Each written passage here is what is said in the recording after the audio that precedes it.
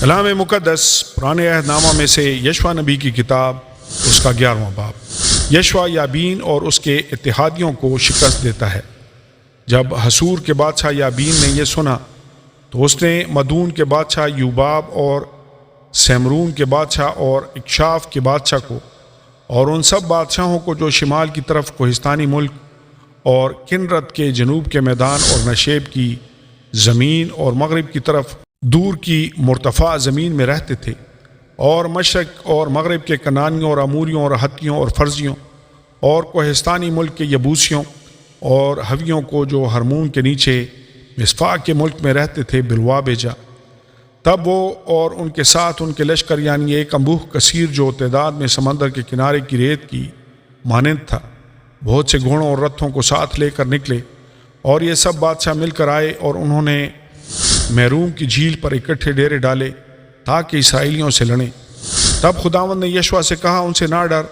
کیونکہ کل اس وقت میں ان سب کو اسرائیلیوں کے سامنے مار کر ڈال دوں گا۔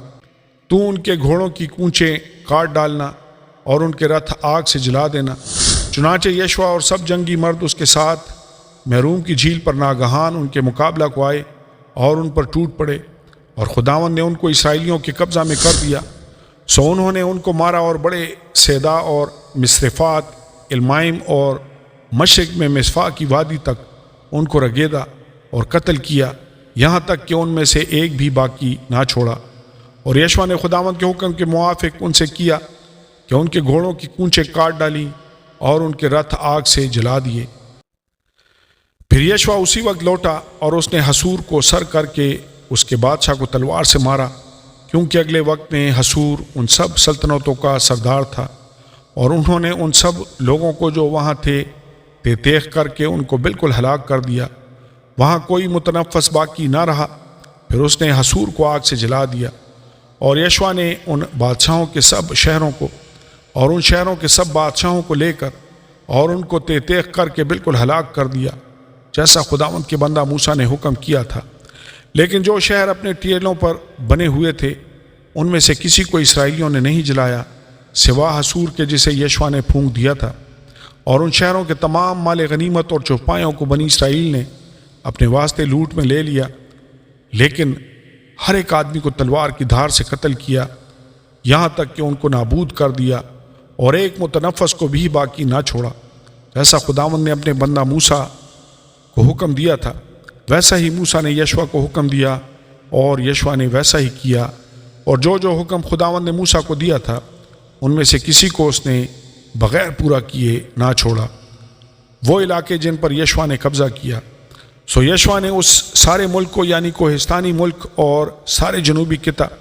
اور جشن کے سارے ملک اور نشیب کی زمین اور میدان اور اسرائیلیوں کے کوہستانی ملک اور اسی کے نشیب کی زمین،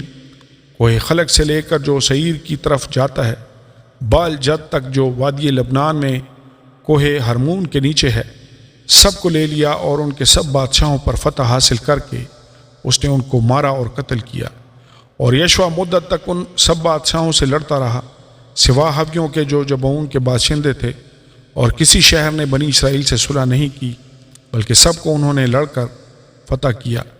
کیونکہ یہ خداوند ہی کی طرف سے تھا کہ وہ ان کے دلوں کو ایسا سخت کر دے کہ وہ جنگ میں اسرائیل کا مقابلہ کریں، تاکہ وہ ان کو بالکل ہلاک کر ڈالے اور ان پر کچھ مہربانی نہ ہو، بلکہ وہ ان کو نیست و نابود کر دے، جیسا خداوند نے موسیٰ کو حکم دیا تھا۔